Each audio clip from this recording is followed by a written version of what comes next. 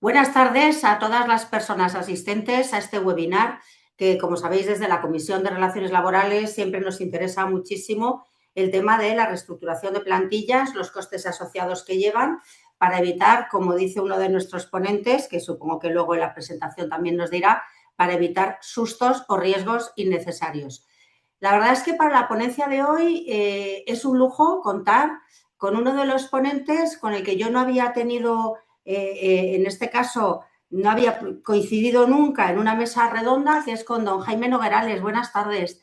Un placer tenerte en el Colegio de Economistas de Cataluña, en la Comisión de Relaciones Laborales y Gestión del Capital Humano. Y la verdad es que espero que esta mesa redonda pueda ser pues un poco didáctica y podamos comprender todas las exposiciones y los casos prácticos que se van a poner en marcha en la tarde de hoy. Jaime Noguerales, debo decir que es un auténtico experto en administración pública a la que ha dedicado gran parte de su vida. Es licenciado en Administración y Dirección de Empresas por la Universidad Carlos III de Madrid. En la actualidad es subdirector general de Gestión Financiera del Servicio Público de Empleo Estatal, del SEPE, cargo que ha desempeñado ya desde el año 2008, pero como digo, tiene una amplia trayectoria en administración pública, ya que ha ocupado cargos de muchísima relevancia, tanto en el Fondo Social Europeo como en la Intervención General de la Seguridad Social. Un placer tenerte con nosotros, Jaime. Y tenemos como segundo ponente, que en este caso va a tener el turno de intervención primero, a Pablo Arroquia, amigo y compañero, porque es economista del Colegio de Economistas de Madrid. Tiene más de 25 años de experiencia profesional por cuanto ha desarrollado toda su carrera profesional en el ámbito o en las posiciones de la Dirección Financiera y Dirección General de compañías en distintos sectores, centrándose en la actualidad como socio fundador de la empresa Liseis en la reestructuración empresarial, acompañando a consejos de administración y equipos de directivos en la toma de posiciones, en la toma de decisiones que suelen ser a veces muy complejas y cuya ejecución puede plantear numerosa problemática. El tema de hoy es las cuestiones críticas que vamos a tener en la reestructuración de plantillas, porque hay una cuestión que siempre hablaba con Pablo, ya hemos hecho alguna presentación conjuntamente aquí en el Colegio de Economistas, y donde en ocasiones nos planteaba mucha problemática por el desconocimiento, que parece que no, pero es verdad que yo creo que los profesionales tenemos un gran desconocimiento en cuanto a las reestructuraciones y las aportaciones al Tesoro Público que se deben hacer en numerosas ocasiones o en diversas ocasiones. Por eso la mesa redonda de hoy vamos a comenzar primero con una exposición por parte de Pablo, que nos va a expresar 3 casos prácticos que se dan en la actualidad, es muy habitual que tengan lugar, para luego plantearle a nuestro experto del SEPE que nos diga cuál es la dinámica que se hace en el SEPE y qué es lo que ocurre cuando los letrados, conjuntamente con los economistas, metemos la pata en los ERES o en la tramitación de los ERES por falta de documentación, por falta de conocimiento, etc. Por tanto, Pablo, cuando tú quieras, adelante. Hola, buenas tardes. Muchas gracias por la presentación, Nieves.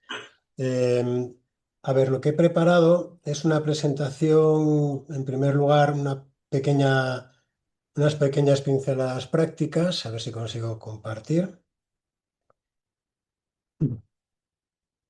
A ver, sí, esta pantalla.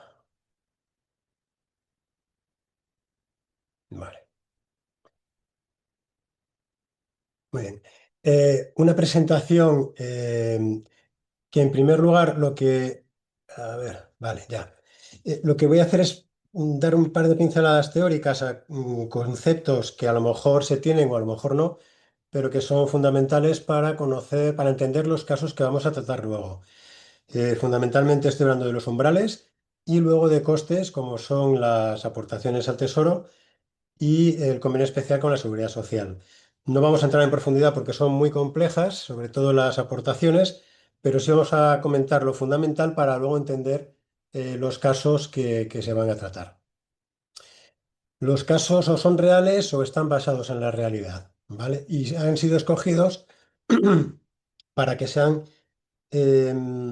ejemplo de distintos tipos de situaciones donde nos los podemos encontrar y donde nos puede ser útil conocer esto de los umbrales y lo de las aportaciones. Vale, pues vamos a empezar con una observación inicial que es que muchos procesos de reestructuración de plantilla, las decisiones son jurídicas y se tiene en cuenta al asesor jurídico, pero las consecuencias son económicas, como vamos a ver.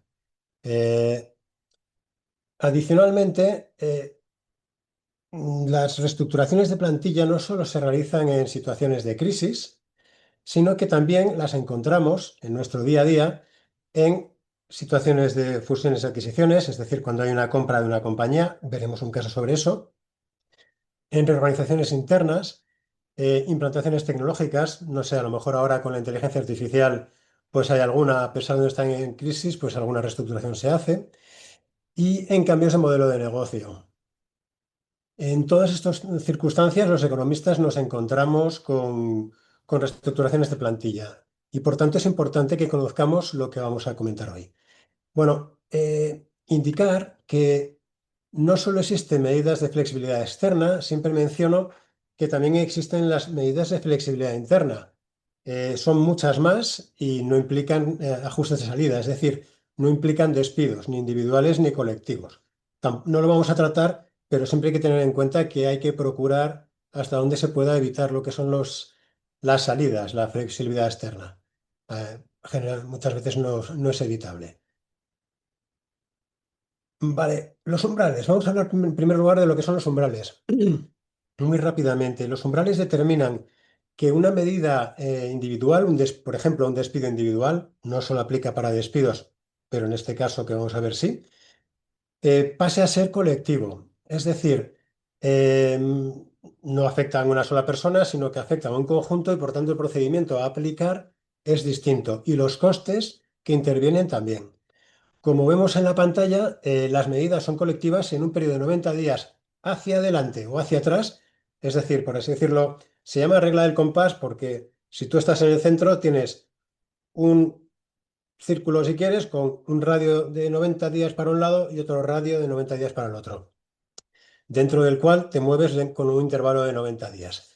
Bueno, pues si en ese periodo de 90 días continuo, en ese círculo de 180, que es menos 90 a más 90, se dan las siguientes circunstancias, es decir, que se despida a 10 trabajadores o más en empresas de al menos de menos de 100 trabajadores, o el 10% de la plantilla en empresas de entre 100 y 300 y 30 o más trabajadores en empresa de más de 300 trabajadores, entonces habremos superado los umbrales de despidos individuales y estaremos en despidos colectivos. Tened en cuenta, así como pincelada, que estos umbrales también se pueden dar en centros de trabajo. No voy a decir nada más, pero siempre que estemos ante despidos múltiples, en especial en centros de trabajo, aseguraros de que no estáis en un despido colectivo y tratad el número de empleados de ese centro de trabajo como si fuera el número de empleados de la plantilla y mirar a ver si estáis cumpliendo estos indicadores que estamos diciendo aquí. Bueno, esto es lo que quería decir sobre umbrales. Es muy importante conocerlo para luego ver si estamos en una medida colectiva y por qué, ¿vale? Ahora vamos a hablar de dos costes. El primero, el convenio especial con la Seguridad Social para mayores de 55. Los dos costes surgen en despido colectivo. Eh, ¿Por qué hemos hablado antes de umbrales? Porque aparecen costes que en despido individual no existen. Cuando estamos en colectivo, sí. Uno es este. Cuando estás en un despido colectivo, si hay trabajadores mayores de 55 que son despedidos y se dan ciertas circunstancias que vamos a comentar ahora, se devenga este coste. En despido individual, no.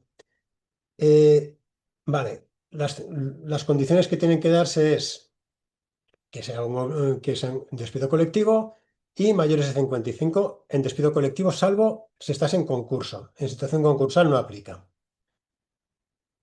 Vale, bueno, para que os hagáis una idea, tenemos un coste de aproximado de unos 1.100 euros al mes en trabajador que esté en base máxima de cotización. El siguiente coste, más importante todavía, y ese no deja de serlo, ese es bastante importante, sobre todo dependiendo de la estructura de la plantilla, de la estructura de edad. El siguiente coste importante son las aportaciones al tesoro. Vale, este es un coste bastante desconocido, curiosamente, hace un mes lo hablaba con Jaime y Jaime sí que pensaba que esto es conocido en general, pero no es así. Los economistas no lo solemos conocer. Lo conocen laboralistas y generalmente especializados en reestructuración. Pues, de hecho, es la razón fundamental de esta sesión. Las aportaciones se devengan si se cumplen cuatro condiciones. La primera, que estemos dentro de un expediente de regulación de empleo temporal o permanente. Vamos a centrarnos en el expediente extintivo hoy, en el permanente. Que el número de trabajadores en plantilla sea mayor de 100. Ojo, cuando decimos número de trabajadores en plantilla estamos hablando de la empresa o de su grupo a nivel internacional. Vale, vamos a ver. Tenemos una filial española con 60 trabajadores. Si pertenece a un grupo que tiene 2000 a nivel mundial o 101, eh, cumple este criterio, ¿vale? Eso es importante porque a lo mejor en España no hay tantas empresas con una plantilla de más de 100. Ya grupos sí que hay, pero si además tenemos en cuenta todas las filiales de multinacionales, casi todas estarían cumpliendo esta condición. Proporción de mayores de 50 despedidos. A ver, lo que pretendía esto en origen, las aportaciones al Tesoro vienen de la crisis anterior, de la crisis de 2007-2008. Pues a finales de 2011-2012 se planteó, bueno, se estaban dando muchas extinciones que casi todos recordaréis que se extinguían los contratos de la gente mayor, se iban a casa con un porcentaje muy alto del sueldo garantizado y demás. Entonces, básicamente que acababa pagando aquí era el Estado, prestaciones por desempleo y luego subsidio por desempleo.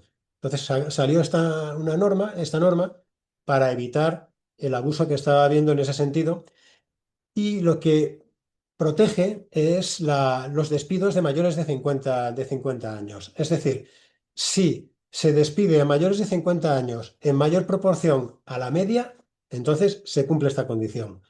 Esto se puede complicar mucho porque también la norma, que está bastante pulida, mira los despidos realizados en los 3 últimos años y los que se van a realizar en el próximo año y se recalcula el coeficiente para ver si esta condición se ha cumplido.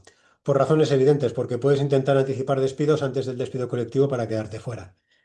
Bueno, la tercera condición, que los resultados de la empresa o su grupo sean de beneficios. Bueno, 2 ejercicios consecutivos en un periodo de los 2 años para atrás y los 4 siguientes. Ya está. Luego, en base a esto, se paga más o menos, pero bueno, tampoco vamos a entrar en ese detalle. Estas son las aportaciones, estas son las condiciones que se tienen que cumplir. Vamos a ver ahora los casos. El primer caso, que podría ser real, está construido en base a situaciones reales, pero este en cualquier caso no coincide exactamente con una. Es uno en el que pongamos que un trabajador se dirige a un asesor, un consultor, economista o abogado, y le dice que, bueno, que ha sido despedido en un despido individual con una causa objetiva y, bueno, le cuenta un poco su situación, ¿vale? Es un trabajador que tiene más de 55 años, por tanto, si recordáis, si hubiera estado en un despido colectivo, se habría devengado convenio especial con la Seguridad Social. El convenio especial lo que hace es que, por así decirlo, complementa en principio o luego cuando se acaba la prestación por desempleo le paga al trabajador la seguridad social hasta una edad, que pueden ser los 61 o los 63 años, dependiendo del tipo de despido, del tipo de expediente. Entonces, básicamente es un derecho para el trabajador, es un beneficio para el trabajador, que si se produce un despido individual, pierde y no tiene, ¿vale? Vale, en este caso la empresa tiene más de 500 trabajadores, por tanto, estaría cumpliendo la condición esa de las aportaciones de ser una empresa de más de 100 en plantilla. Y dice el trabajador que se han producido múltiples despidos previos de otros, de distintos centros de la empresa, eh, y que por lo que se puede constatar, y ahora vemos cómo, las causas son repetidas, no son nuevas. Vale. Bueno, que sepáis que si las causas son repetidas y no nuevas, lo que decíamos antes de los umbrales de los 90 días se rompe. Lo que dice el estatuto en el 51.1, creo que es, bueno, no lo sé, creo que sí, es que si es lo que es la cláusula antifraude. Lo que pretende evitar es que se hagan grupitos. Por ejemplo, tienes esta empresa de 500 trabajadores y que vayas despidiendo de 29 en 29 cada 90 días para no superar el umbral de los 30, ¿no? La cláusula antifraude dice, si la causa es la misma, me da igual que hagas grupitos de 29, no se rompe el hilo temporal, ¿vale? Eso es lo que vamos a analizar ahora. Por tanto, la duda es, ¿estamos ante un despido colectivo o un despido individual? Bien, en primer lugar, vemos que se supera el umbral de 500 empleados. El número de despidos es mayor o igual, tiene que ser mayor o igual que 30 en el periodo de 90 días, como hemos dicho. Las causas son nuevas. Si son nuevas, el periodo de cómputo, como hemos dicho, se rompe a los 90 días. 29 trabajadores, 29 en el siguiente periodo de 90 días, así, puedes ir juntando, ¿vale? Pero tienes que tener causas nuevas. ¿Qué entendemos por causas nuevas? Pues si tú tienes pérdidas que vas arrastrando en los últimos 2 años por la misma causa, porque perdiste un contrato con un cliente, pues eso no son causas nuevas. Si tienes una causa productiva, en este caso, por ejemplo, ¿qué sería eso? La pérdida de un gran contrato con un cliente o con una cartera de clientes es una causa productiva, porque tienes reducción de pedidos. Eso tampoco sería una causa nueva si es la misma situación la que se viene manteniendo desde hace tiempo, ¿no? Si, por ejemplo, lo que tienes es que he perdido un contrato en esta delegación y me obliga a llevar a tomar una medida en esta delegación y luego en otra, pues tengo otra pérdida, otro contrato, eso ya no es la misma causa, son causas diferentes, ¿vale? Con lo cual, en el caso de que no haya causa nueva, se rompe la cadena y sí que estamos en el caso de poder andar contando los 30, es decir, no superar 29 para no estar en despido colectivo. Vale. Por tanto, sí, nuevo periodo, no, continúa el cómputo anterior. En este caso, es importante el saber primero si tenemos más de 30 despidos y si las causas de los despidos fueron nuevas. Entonces, como dice aquí, el elemento crítico no es el despido individual, sino su continuidad, la continuidad del proceso. Vale. Vale. ¿Qué hicimos en este caso? Una de las cuestiones que se puede hacer. Bueno, a través de eh, bueno, o sin tres fuentes abiertas. Bueno, se investiga, en este caso, una empresa grande se puede investigar, pues en base a las cuentas anuales, el descenso que ha tenido en la plantilla en los últimos años, por ejemplo. Puedes investigar a través de Internet, pues las publicaciones que tenga de responsabilidad social corporativa, etc. En este caso, lo que hicimos, o lo que se puede hacer es eh, se construye la cadena de despidos en base a despidos de los compañeros del trabajador. Es decir, sabes que tienes un despido el 4 del 3, otro despido el 21 del 5, otro el 26 del 7, otro el 30 del 9, uno el 5 de noviembre y por último el despido del trabajador el 28 del 11. Como vemos, los días, el periodo transcurrido entre el 21 del 5 y el 4 del 3 es menor de 90. En todo caso, los periodos son menores de 90. Es decir, aquí no se ha roto el periodo de 90 en ningún caso. Vale, ¿qué más se hace en este caso? ¿Qué se puede hacer en este caso? Se pueden pedir las cartas de despido, se puede intentar tener acceso a las cartas de despido de los compañeros, ¿no? Y llegar a la conclusión de que realmente la causa es la misma. En este caso suele hacer falta un economista para verificarlo. A los abogados les cuesta más, pero los economistas generalmente revisando las cartas pueden llegar a la conclusión de que la causa económica se está, por así decirlo, pedaleando, es la misma, y que en el fondo viene una causa productiva antigua. ¿Vale? Vale. Por tanto, no hay interrupción de 90 días, los despidos forman parte de un proceso continuo. Esto revisado con Nieves, por ejemplo, también se puede pedir la vida laboral de la empresa y ves si realmente está habiendo un goteo. La vida laboral ya generalmente la tienes que pedir en instancia judicial, pero puedes comprobar esto. Vale. Patrón compatible con un despido colectivo encubierto. Las cosas no son nuevas, no hay ruptura de 90 días, es un proceso continuado, ¿vale? Y por tanto las consecuencias es un impacto relevante. Porque si resulta que esta empresa está haciendo un despido individual tras otro, lo que está intentando eludir es hacer un despido colectivo, claramente. ¿Por qué? Tiene las siguientes motivaciones. Por un lado, no pago el convenio especial, que es una cantidad grande, pero por otro lado, no pago aportaciones al tesoro, que es una cantidad muy grande. Entonces, si esto es así y se consigue demostrar, se enfrenta primero al pago de estos costes y segundo a posibles sanciones muy relevantes, con eh, posible detección, incluso sin acceso, bueno, como hemos visto, efectivamente, se puede detectar sin acceso a información interna y generalmente se puede forzar una negociación y un acuerdo sin llegar a, a sentarse delante del juez a exponer la situación. Entre otras cosas, porque esto habría que explicárselo, habría que llamar a la inspección, pues porque es un fraude de ley. Intentar evitar el procedimiento adecuado para no pagar ciertos costes, en este caso con perjuicio del Estado. Vamos al segundo caso. El segundo caso, denominado susto en aportaciones al Tesoro, se trata de una empresa grande con un proceso de reestructuración relevante, en el cual se hace un diseño de plan de transformación eh, para controlar todas las variables, precisamente para intentar evitar, bueno, una cosa que no he comentado antes, en las aportaciones se puede entrar y para intentar minimizar el pago. Yo lo que suelo intentar cuando asesoro a un cliente es que no entre en las aportaciones, porque ahora veremos que realmente no aportan más que al Estado. Y si uno se mueve dentro de los márgenes legales, pues oye, ni tan mal. Al fin y al cabo lo que estás evitando es despedir a mayores de 50 generalmente de forma especialmente, con un foco especial en ese colectivo.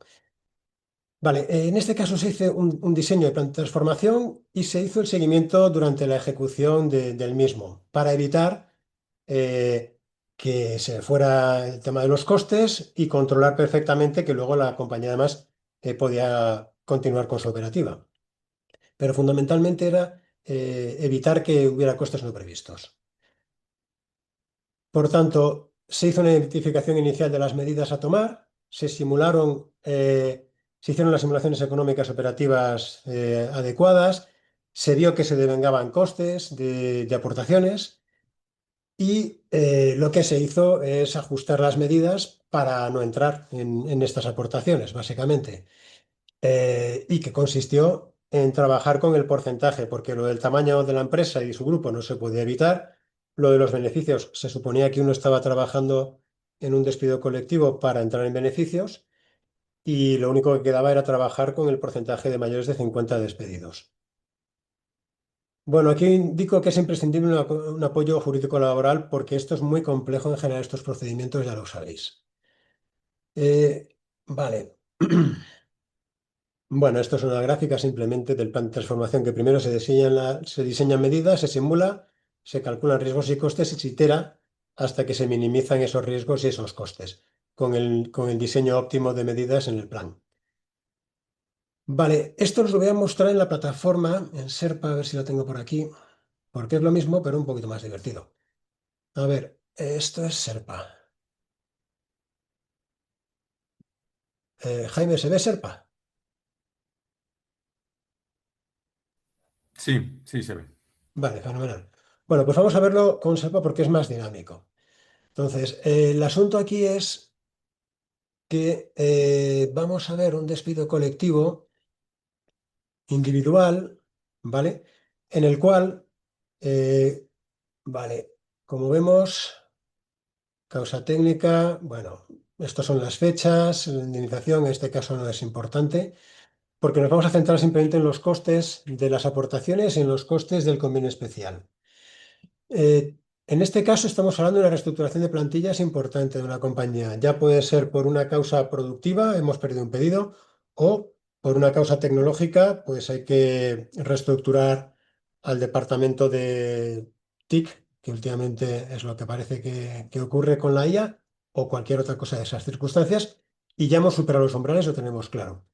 Entonces, vamos a hacer una medida que afecta de 405 empleados a 143, es decir, es relevante, muy relevante. Eh, Tenemos una plantilla de mayores de 50 que son 66 antes del despido colectivo. Y vemos que afecta a 24 de estos 66. Vale. Cuando vamos al desglose de costes, lo vamos a ver aquí, vemos que en indemnizaciones tenemos 2.378.000 que corresponden a estos 143 empleados y que se devengan 3,8 millones en 36 trabajadores mayores de 50 años. Como veréis antes, los trabajadores mayores de 50 eran 24. Vale. ¿Dónde está la diferencia? La diferencia está en los 3 años anteriores. Como he dicho antes, en las aportaciones al Tesoro no solo computa el personal despedido en el propio despido colectivo, sino que también computan tanto para su cálculo en el coeficiente, que ahora veremos, como en el coste, los trabajadores anteriores, en los 3 años anteriores, y los que haya en el año posterior. Esto es una simulación, porque la realidad se irá dibujando a medida que pasen los siguientes años, a medida que, daros cuenta, las aportaciones se componen de prestaciones por desempleo consumidas por los trabajadores despedidos y por subsidio por desempleo. Como veréis, aquí vemos la proporción. Eh, la estimación de prestaciones por desempleo que consumirán los trabajadores mayores de 50 despedidos, estos 36. Y esto es lo que se llama canon fijo, que viene del cobro del subsidio por desempleo. Luego esto, si queréis, os lo comenta Jaime, porque es un poco peligroso. Su devengo es, bueno, kafkiano, pero bueno, luego os lo comenta Jaime, que a lo mejor no está de acuerdo en que sea kafkiano. Bueno, vale. Entonces, como veréis, tenemos estos 3.800. Veis que tenemos convenio especial en 8 trabajadores que son mayores de 55, pero que vamos, visto lo que las aportaciones, pues esto es un chiste. Esto no tiene prácticamente ninguna importancia. Para 8 es importante, pero para lo que es esta plantilla y este coste no. El plan social, que también es un coste que surge en estos procedimientos, total, 6,65 millones, 6,7 millones. En proporción, lo podemos ver aquí gráficamente, las aportaciones suponen casi todo el coste, es esta zona azul, y suponen casi todo el coste del proceso. ¿Qué pasa? Esto no nos ayuda en la negociación, porque esto se lo lleva el Estado. A nosotros lo que nos ayuda en la negociación es esta parte, las indemnizaciones que pagamos a los trabajadores, los convenios especiales y el plan social. Lo ideal sería poder quitárselo y que estos 2,3 millones que teníamos y estos 264 sean la mayor parte del coste que tenemos, porque nos ayuda a llegar a un acuerdo y a que a la gente, bueno, hay que dar cierto mejor ambiente hasta cierto punto, mientras que a ver, este no aporta nada en ese sentido, ¿vale? Por eso yo lo que procuro generalmente es que este coste no se devenga, porque aparte es una pasada. Su importe es muy alto, ¿vale? Vamos a ver simplemente aprovechando que esto es un simulador, vamos a ver lo fino que es el pasarse o quedarse corto. Entonces, veréis, aquí ya sabemos que la plantilla tiene más de 100 trabajadores, lo dijimos al principio, tiene beneficios o va a tener beneficios en 2 años, y lo que hay que controlar es que P1 sea mayor que P2. En este caso, P2 es mayor que P1. ¿Y qué es P2? El porcentaje de mayores de 55. Vamos a interactuar muy rápidamente sobre este porcentaje, tocando un poco el histórico. En esta plantilla, en el histórico, tenemos eso, que habíamos despedido a 50, a 3 trabajadores, perdón, a 12 trabajadores mayores de 50. Vamos a bajar esto en uno, en lugar de 12, pongamos que en el histórico hubo 11 nada más, y veremos que, bueno, vamos a poner 10 por si acaso, creo que con un 11 salía. Pero, Pablo, siento interrumpirte, pero el tiempo vaya que arde, ¿eh? vale, pues En acabo, la acabo ya próxima mi, vamos a tener que correr mucho. me falta nada. vemos que en aportaciones este coste ha desaparecido, ¿vale? Y es cuestión de un solo trabajador. Esto es lo que quería comentaros. Entonces, básicamente, en este caso, ¿por qué hubo susto en las aportaciones? Porque lo que nos ocurrió es que este tema es tan complicado que una vez que hicimos todo el proceso, estaba controlado, estábamos justo al límite de pasar y de saltar al coste. Nos avisó la inspección de que estábamos entre aportaciones. Pidió el típico Excel que pide, rellenando datos de la plantilla despedida, y nos avisó diciendo, oye, que yo creo que aquí se devengan aportaciones. Hubo que demostrarle que estaba equivocada porque estaba aplicando mal la fórmula por el tema de los antiguos, etc. Pero con esto quiero decir que es un tema que ni siquiera la inspección controla bien, aunque sí que te pregunta por su devengo cuando cree, por tamaño de la empresa y demás, que puede producirse. Y voy al último caso que lo voy a ver así en diagonal para que luego ya lo cojan Jaime y Nieves. Este es muy típico y seguro que os ha pasado y veréis, las aportaciones te pueden avisar hasta 4 años después de haber cerrado el despido colectivo, con lo cual a lo mejor todavía estáis a tiempo de que os avisen desde el SEPE que se han devengado. A ver, este es un caso de una pyme de 65 empleados que dentro de un proceso de Money la compra un grupo grande, cosa que últimamente no es rara. Eh, por tanto, esa empresa, bueno, no fue comprada porque se paró. Esa empresa pequeña, al entrar en el grupo, su perímetro, su grupo, tiene más de 100 empleados, con lo cual se empiezan a devengar estos costes como las aportaciones. Eso se detecta precisamente cuando estamos haciendo la due diligence laboral y mercantil y se revisa el plan estratégico que estaba previsto, en el cual se preveía un despido posterior, un despido colectivo posterior a la incorporación de esta empresa al perímetro, al grupo.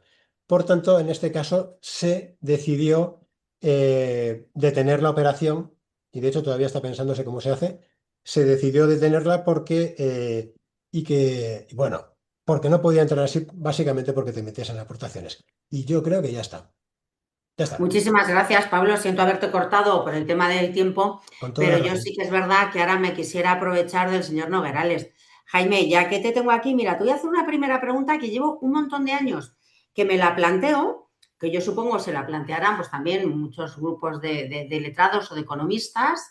Y es que, mira, en el supuesto que ha explicado Pablo del supuesto uno de un despido individual, que en el fondo lo que está encubriendo es un despido colectivo porque se ha hecho un despido por goteo o en los umbrales, se han superado los umbrales.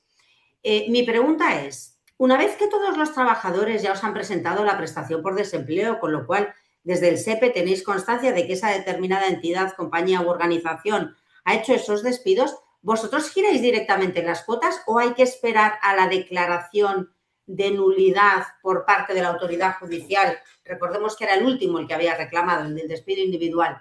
¿Tenemos que esperar a eso o ni siquiera tampoco eso? No sé Pues si me he explicado bien, sí, Jaime. sí, sí, sí, vamos, yo te he entendido al menos, o sea que sí, yo creo que te has Bien. explicado bastante bien.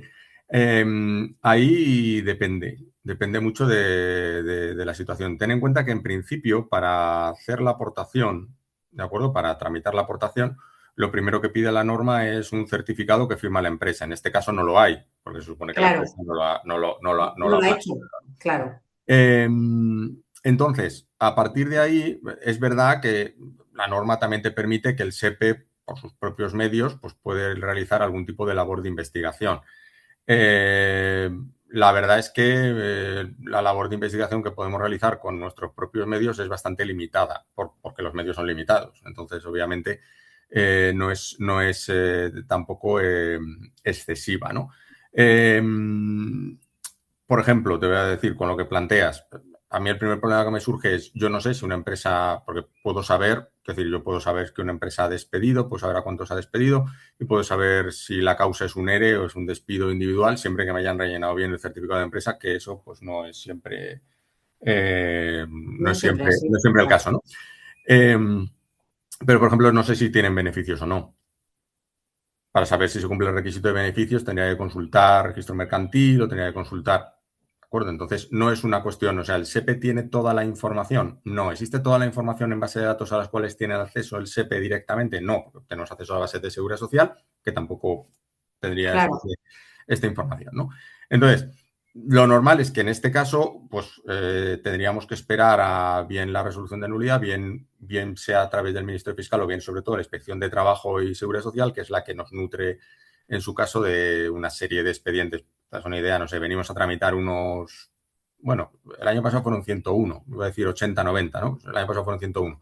La Inspección de Trabajo viene a remitirnos unos 10 expedientes, 8 o 10 expedientes al año, ¿no? Entonces, normalmente es como nos llega la información y a partir de ahí pues nos pondríamos a trabajar. Pero lo que es investigación directa, muy raro, te iba a decir, ya hemos tramitado, vamos, 600, te lo digo, 685 expedientes, 689 expedientes en total y que creo recordar, vamos, contados con los dedos de la mano.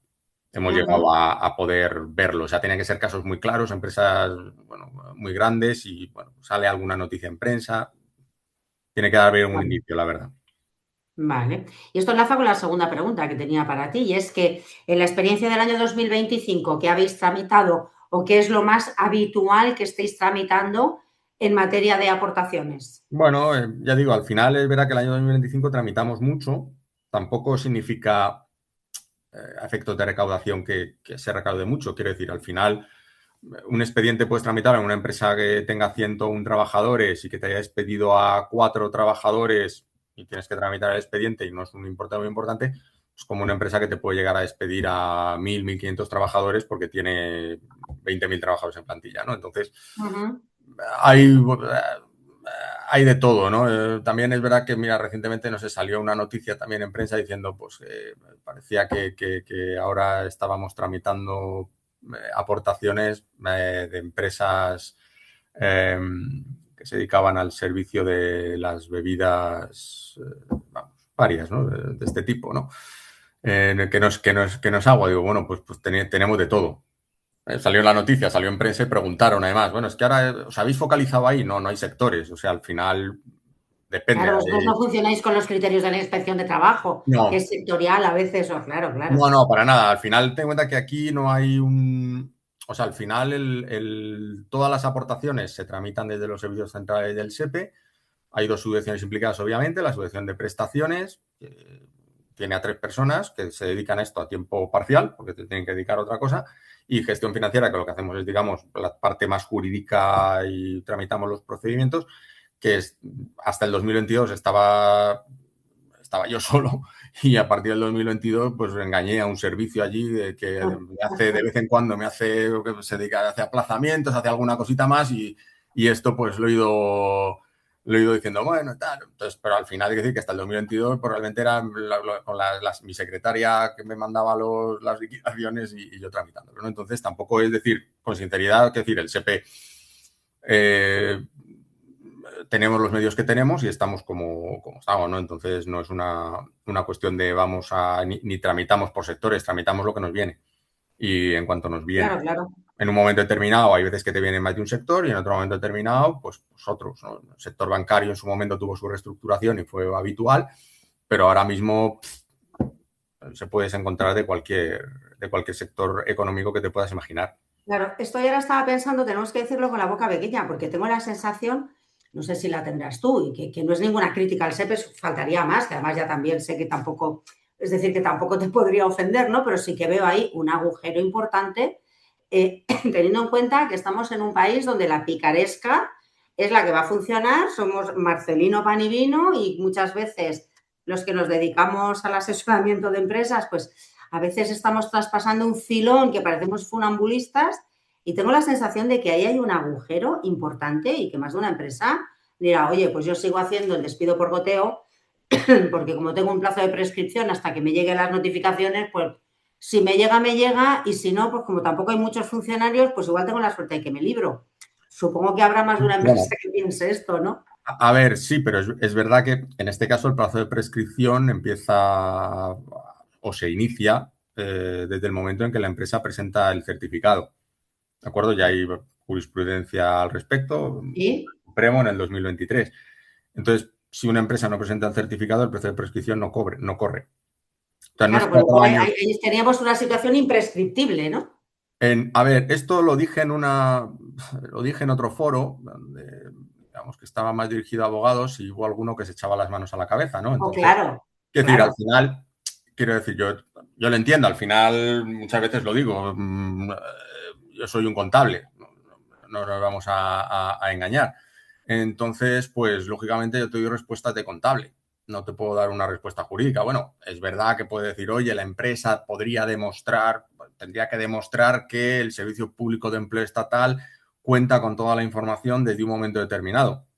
Y ya digo, hasta donde yo sé, desde luego las cuentas de las empresas no las depositamos en ningún caso, como No, no, mínimo. y además es verdad, es que precisamente en el mundo del derecho tenemos pocas acciones que sean imprescriptibles, pero es verdad que en este acto, en este momento no estamos provocando el acto administrativo, que el acto administrativo lo provocaríamos en el momento en que presentamos esa declaración Eso donde es. decimos el número de trabajadores que tenemos, los umbrales, los beneficios, etcétera, etcétera. Claro, si no tienes acto administrativo, yo ahora mismo me has pillado un poco de sorpresa por el tema de la imprescriptibilidad. No sé yo si No. rebatírtela o no. De momento no la rebatiré porque es verdad que veo lógico el argumento de si yo tengo la obligación de presentación, claro, me tendría O sea, que al ir a la final es teoría como, o general sea, de que las sería obligaciones, ¿no? claro, en el fondo sería una especie de, bueno, también ni siquiera es porque tiene el carácter de información previa para el procedimiento de liquidación, ¿no? Entonces, pero ya digo, hay sentencias, hay jurisprudencia tanto menor a nivel de Tribunales Superiores de Justicia, porque esto ya lo han, quiero decir, esto lo hemos discutido mucho. Yo sobre la prescripción tuve que hacer un máster, como digo siempre, gracias a esto. Y bueno, al final, ahora mismo el criterio del día de inicio viene determinado por ese envío. El Supremo lo indicó en una sentencia en el 2023, que además, en este caso, fue en contra del SEPE. No hemos perdido muchos casos, pero este fue uno de ellos, curiosamente, ¿no? Entonces, pues eso lo tengo muy interiorizado. Perfecto. O sea, quiero decirte, aquí efectivamente también estoy de acuerdo contigo. Yo más que el país de Marcelino Palomino siempre digo que no somos el país del Quijote, somos el de Lazarillo. Eh, Sí. entonces, lógicamente, es cierto que se puede dar a esa situación. También te digo, es cierto que hay una serie de propuestas y de planificaciones para que podamos hacer algún tipo de investigación si tenemos los medios adecuados. También te lo digo. Entonces, lo que te digo hoy, a día de hoy, pues no tenemos y lo que hacemos es lo que podemos, lo que conocemos, tramitamos. Lo mismo el día de mañana, pues hay alguna empresa que se encuentre una sorpresa, no lo sé. Y dice, oye, pues si Jaime había dicho en esto, espera, ¿no? Que ahora se graba, No, no, se claro, a está ver, todo grabando. esto, Claro, claro, dicen, oye, es no. que Jaime había dicho que no podían, que no lo hacían. Ya, No, bueno, no, no, lo todo esto mismo, es lo mismo el cambiante, año Jaime, que y viene. sobre todo en un mundo donde nos está entrando la inteligencia artificial, Sí, pues supongo que tiene que dotar a la administración. Lo que pasa es que sí es verdad que si, por ejemplo, la tesorería para la recaudación de cuotas recibe tarde, pues con unos 8 o 10 meses, la información, por ejemplo, en el caso de los autónomos, ¿no? La sí, información sí. de la propia Hacienda, imaginaros del SEPE que no recibís información ninguna. Y la inspección de trabajo, que la verdad es que los pobres tienen muchísimo trabajo, valga la redundancia, Sí. y poquísimos efectivos, ¿no? Que es lo que continuamente están reclamando. Pero es verdad que llama la atención que un tema de semejante calado, que está referido al dinero público, que a mí me duele en el alma, el dinero público como si saliera de mi bolsillo, que en el fondo pienso de forma indirecta o no, también sale.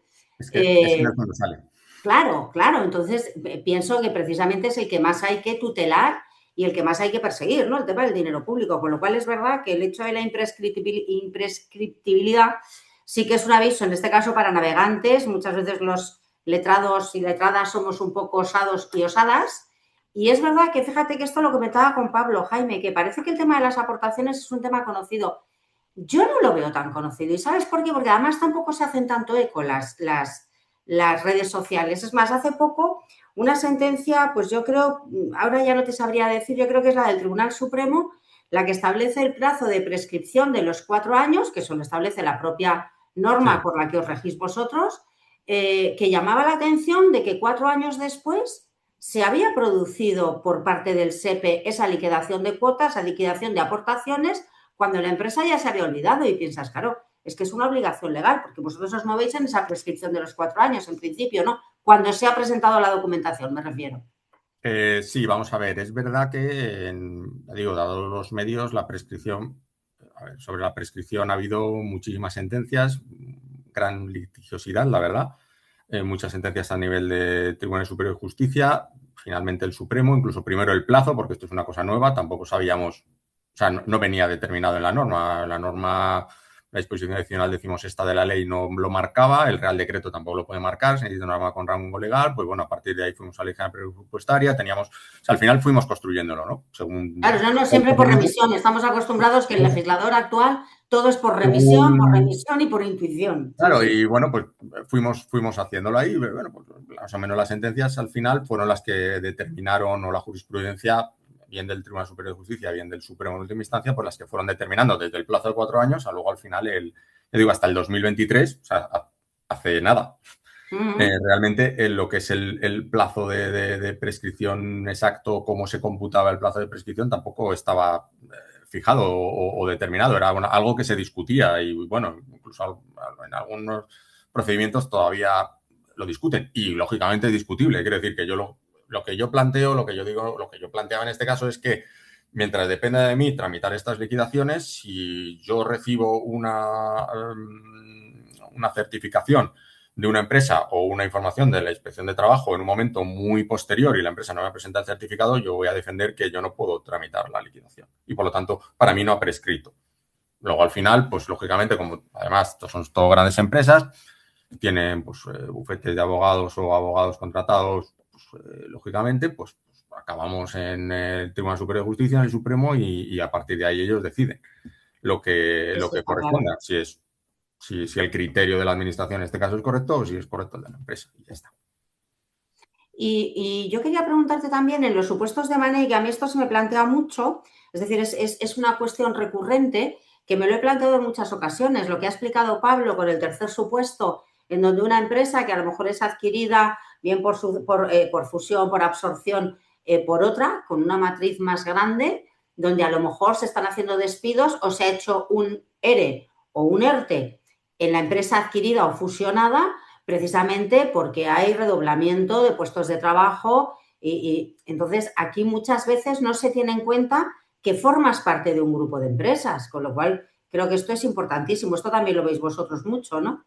Sí, claro, vamos a ver, hay dos de los requisitos, como ha señalado también Pablo, ¿no? Hay un requisito que se refiere exclusivamente a la empresa, sobre todo, esto fue la última modificación legal, la del Real Decreto Ley 5/2013. Hay dos de los tres requisitos de entrada, el número de trabajadores y los beneficios afectan tanto a la empresa como al grupo de empresas. Es decir, claro, puede tener 100 trabajadores la propia empresa o el grupo de empresas del que forma parte. Y los beneficios los puede tener la empresa o el grupo de empresas. El porcentaje de trabajadores en la empresa, o sea, de trabajadores mayores de 50 años en la empresa respecto al total de trabajadores de la empresa, respecto del porcentaje de trabajadores de 50 años despedidos respecto al total de trabajadores despedidos, ese sí que se refiere solo a la empresa en concreto, ¿de acuerdo? Entonces, a partir de ahí, obviamente, puede suceder y, de hecho, pues ahí hemos tenido de todo, ¿no? Pues ha habido empresas que de repente pues cumplían los requisitos, han iniciado el despido colectivo y luego pues han sido absorbidas por otra. Entonces pues empezabas a liquidar a la nueva empresa.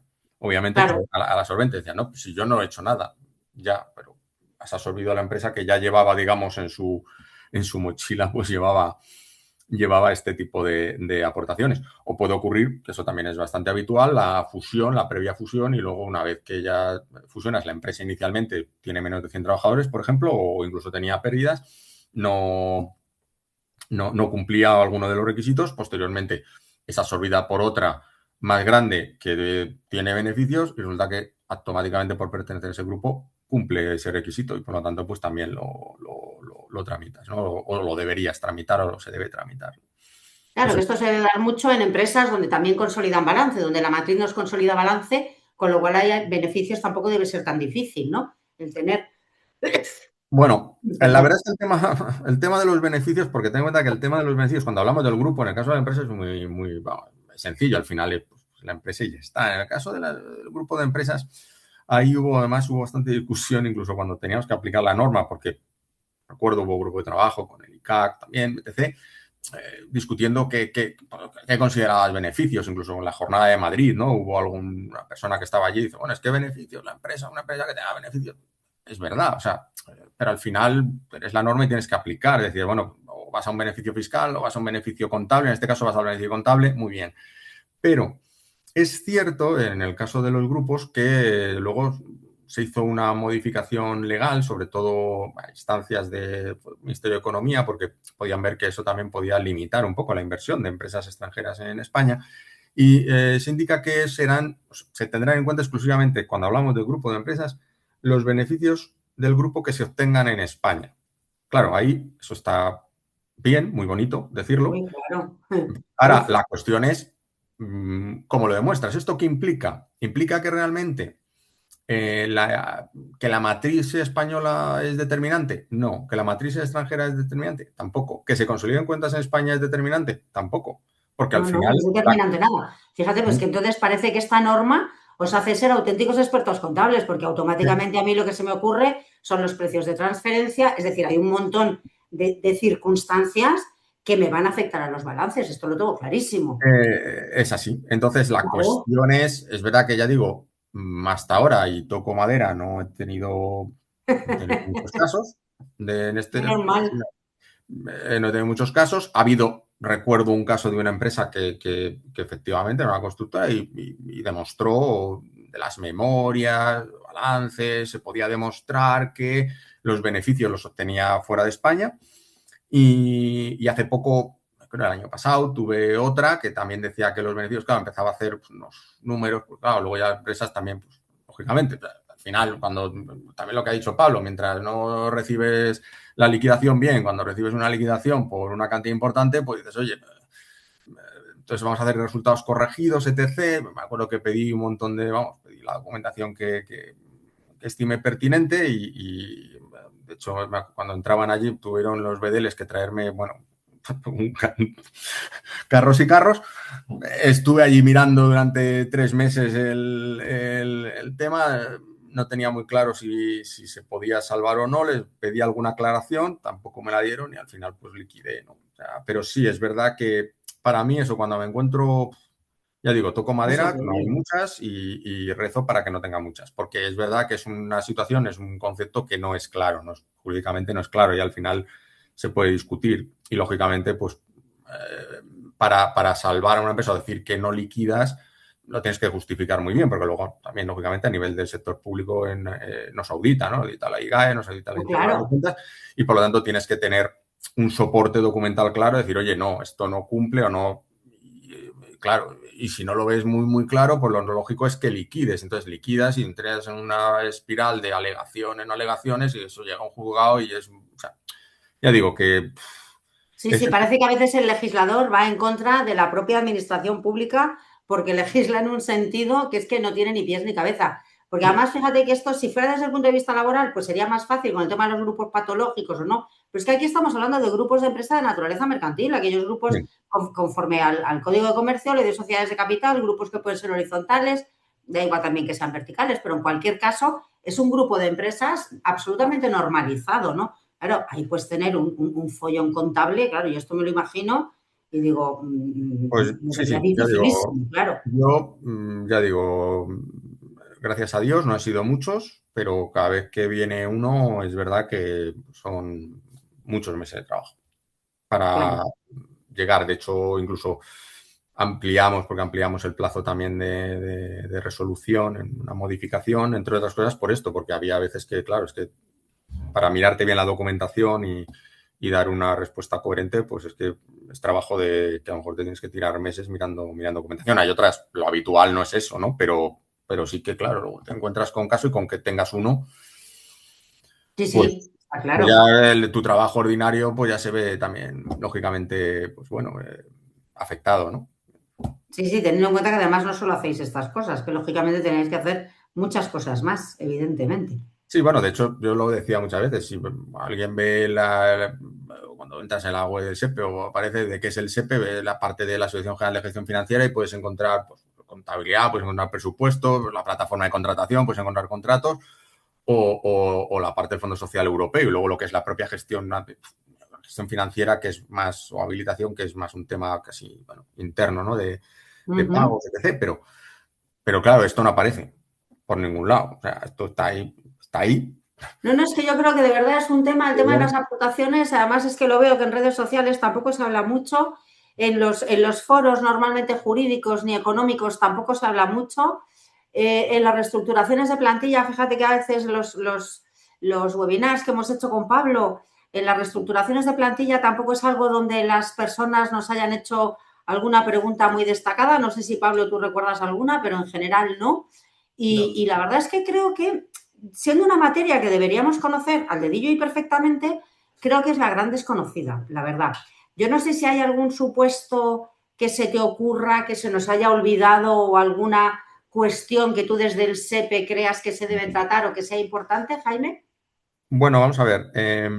Nosotros en la web del SEPE hay tenemos una presentación bastante extendida sobre este tema de, bueno, criterios, tipos, etc., ¿no? Que siempre pues recomiendo, ¿no? En el caso estaba en la última transparencia de una presentación que di en las jornadas de Madrid. Si lo podéis facilitar, creo que estaría bien, porque decir que es la web del SEPE también yo lo entiendo. Hay veces yo entro en la web del SEPE y digo, ¿está en la web del SEPE? Y digo, ¿dónde está esto, no? Porque lógicamente es bastante amplio, ¿no? Entonces, simplemente puse la dirección. Creo que consultarlo está... consultar este tipo de presentación está bien. Luego sí que es verdad que, por ejemplo, cuando estuvimos hablando también en las jornadas de Madrid, porque, bueno, Pablo se ha hecho un hincapié, la cuestión es, bueno, que no se devengue la aportación. En mis efectos, perfecto, porque lógicamente eso implicaría que los trabajadores afectados por los despidos no son los de mayor edad, que son los que se trata de proteger. Simplemente, también para que os hagáis una idea, o sea, lo que se detecta es que el coste o sea, una vez que un trabajador de más de 50 años entra a cobrar prestación por desempleo, en un 80% de los casos no vuelve a trabajar, sino que al final lo que hace es cobrar la jubilación y por lo tanto eso es un coste muy elevado para la administración, ¿no?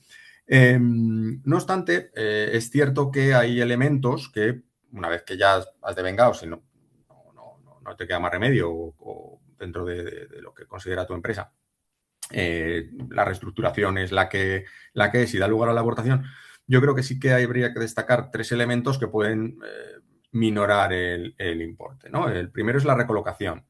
Las recolocaciones no afectan a si la liquidación se tiene que tramitar o no, ¿de acuerdo? O sea, es decir, no, hay empresas que dicen, no, es que como he recolocado, entonces los porcentajes de trabajadores despedidos de más de 50 años me bajan y entonces no, eso no, o sea, eso no vale para eso. Pero sí es verdad que la recolocación de los trabajadores, si cumple una serie de requisitos, lo que determina es, por un lado, obviamente, ese trabajador no cobra prestación, luego te lo quitamos de la base, y luego a la hora de calcular los porcentajes para determinar el tipo aplicable, no se tienen en cuenta, ¿de acuerdo? Por lo tanto, eso sí que sería importante. La recolocación tiene que cumplir una serie de requisitos. Primero, lógicamente, la empresa tiene que hacer una actuación. Es también bastante habitual que digan, no, yo he recolocado a 7. ¿Por qué? Bueno, porque han encontrado trabajo. Bueno, ya. ¿Y usted qué ha hecho para que estas 7 personas encontraran trabajo? Entonces, tiene que haber una actuación. Esto también es criterio que ya ha sido consolidado en jurisprudencia. Después se tiene que realizar en el plazo de 6 meses desde que se haya producido el despido.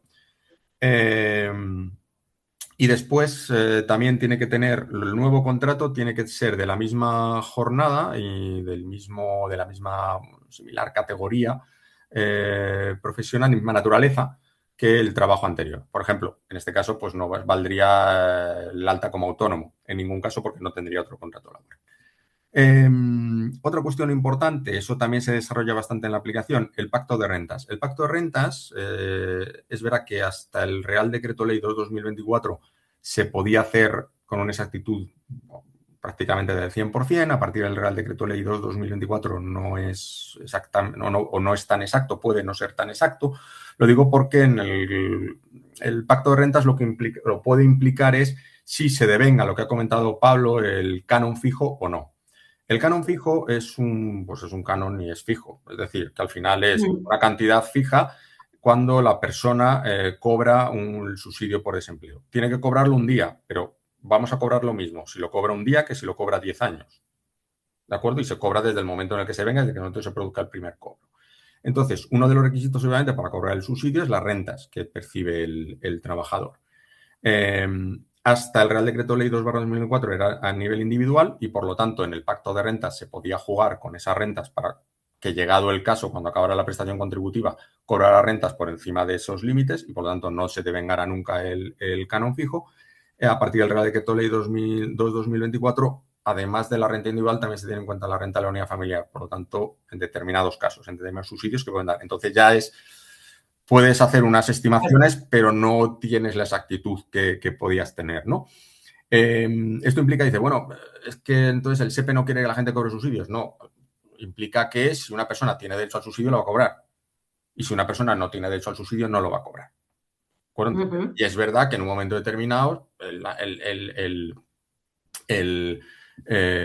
cuando la persona es despedida o cuando se adhiere a un ERE o cuando decide, cuando se tramita un ERE, pues se puede dar esta circunstancia y la empresa lo puede tener en cuenta. Y la persona, si lo acepta las condiciones, pues acepta las condiciones y son las que son, ¿no? Y el tercer caso... y luego es verdad, luego los porcentajes de las personas despedidas. Hay que tener en cuenta que en algunos casos, y esto sí que me ha pasado bastante, en alegaciones, sobre todo a la hora el porcentaje de personas despedidas de 50 más años sobre el total de personas despedidas determina o afecta al tipo, sobre todo cuando los porcentajes o son mayores del 15% o son mayores del 35%. Entonces, siempre que se esté cerca de esos umbrales o cuando la liquidación está cerca de esos umbrales, sí merece la pena analizar si estamos computando todos los despidos o no. ¿Por qué? Porque es verdad y se ha dado el caso en el que por mucho que miremos, hay veces las empresas han alegado y unas veces no tenían razón, pero otras veces se han tenido razón y sí que han demostrado que había más despidos o han computado o no estábamos computando bien todos los despidos de los menores, por ejemplo, de 50 años. Y entonces el porcentaje bajaba. ¿Implica eso que no pagaban la aportación? No, implica que a lo mejor la aportación, en vez de tener un tipo del 90, pues tiene un tipo del 65.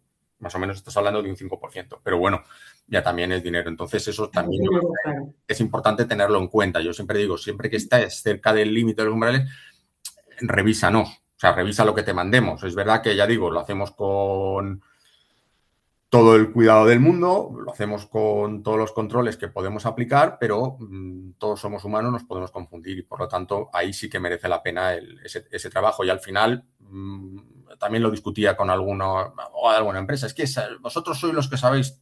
Digo, no, realmente la empresa es la que sabe a todos los que ha despedido, seguro. Claro, claro, y además la que tiene que tener conocimiento técnico, jurídico y económico. No, pero tú sabes lo que has despedido. Tú vete al Departamento de Recursos Humanos de tu empresa, de la empresa que estás representando, y a ver si te dice cuántos has despedido o no. De hecho, normalmente estas alegaciones, cuando las han ganado, no han sido tanto de abogados como del Departamento de Recursos Humanos de la empresa. O sea, te vas al departamento y te va a decir exactamente cuántos han despedido y la edad de los que tienen. No fallan. Eso te lo garantizo que no fallan. Te mandan la carta de despido y no tienes problema. Nosotros, pues hombre, tienes un acceso a base de datos que sí que te permiten entender, o sea, tener una fiabilidad muy alta, pero ya digo, se nos han dado casos.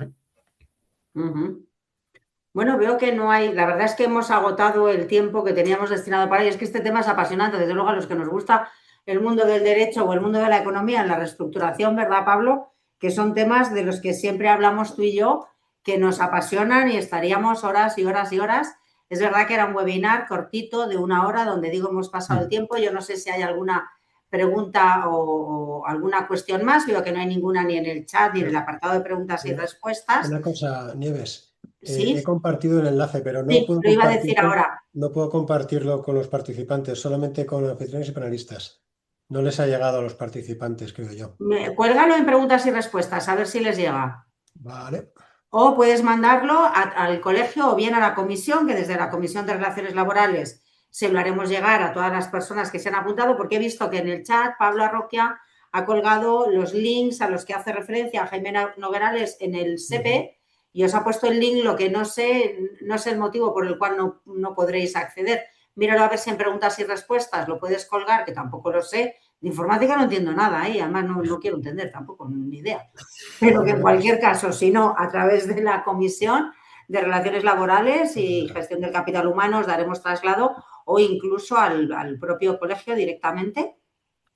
Pablo, lo puedes mandar vale. Y lo hacemos llegar a todo el mundo porque es verdad que hay que hacer, yo creo que en esto hay que hacer mucha pedagogía y efectivamente, si en el SEPE os estáis molestando, os habéis molestado en hacer una explicación de esta clara, concisa, directa, hombre, pues merece la pena que acudamos a estas páginas oficiales, a estas páginas de la administración pública, que es verdad que a veces, como antes estaban tan mal, Jaime, pues es que ahora no las miramos, porque a mí me ocurre, fíjate como profesional, que muchas veces, el otro día lo comentaba con un delegado aquí de Barcelona de la tesorería de, hola, vaya página web tenéis. Me decía, hombre, ¿de qué te extraña? Pero ¿cómo que de qué me extraña? Porque era decimonónica hasta hace relativamente poco, que es que ni siquiera se nos ocurría entrar, ¿no? Y es verdad que hoy en día ha mejorado todo mucho. Yo supongo que volvemos a lo mismo con la inteligencia artificial. Esto cada vez se desarrollará muchísimo más, pero sí que creo que deberíamos hacer todos pedagogía y yo creo que esto merece, tal y como hemos hecho en varias ocasiones, Jaime, el hacer un curso sobre esta materia, no solo sobre aportaciones, sino sobre reestructuración. Las aportaciones son una parte de la flexibilidad externa. Si es verdad que hay medidas de flexibilidad interna que pueden estar fenomenal previo a esa reestructuración empresarial y previo a presentar esa situación de preconcurso o concursal, que la verdad es que es una pena, pero cierto es que también a veces nuestro legislador parecía que la ley concursal era el coladero de extinguir todas las relaciones laborales y total nos vamos a liquidación, cerramos la persiana y punto pelota. Yo creo que esto está cambiando mucho con el tema de la reestructuración.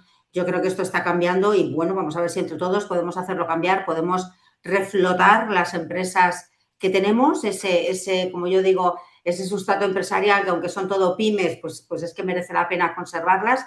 Y bueno, pues yo a todos vosotros, igual que a todas las personas que están en la comisión, os invito a participar. Yo creo que haremos, como digo, un ciclo formativo, Jaime, en el que te invitaremos, no sé si tendrás o querrás participar con nosotros, pero en cualquier caso, en el momento en que lo organicemos, pues así te lo haremos saber, más que nada para poder profundizar en diversas materias, porque esto merece mucho más que una hora de reflexión y mucho más que una hora de debate. No tengo por más que agradeceros de forma inmensa vuestro tiempo, vuestro conocimiento. Gracias por vuestra generosidad, Jaime y Pablo. Gracias por haber acudido al Colegio de Economistas de Cataluña, donde, una vez más, intentamos dar formación, información y, sobre todo, el conocimiento con grandes profesionales que tenemos siempre a nuestro alrededor. Muchísimas gracias a todos. En cualquier caso, bueno, veo lo que hay ahora en el chat. A ver, nos dicen, a ver si hay alguna pregunta. No, nos dan las gracias. Pues nada, gracias a todos los participantes. Esto es posible gracias a todas las personas que acuden y, como digo, gracias infinitas y hasta la próxima. Buenas tardes. Buenas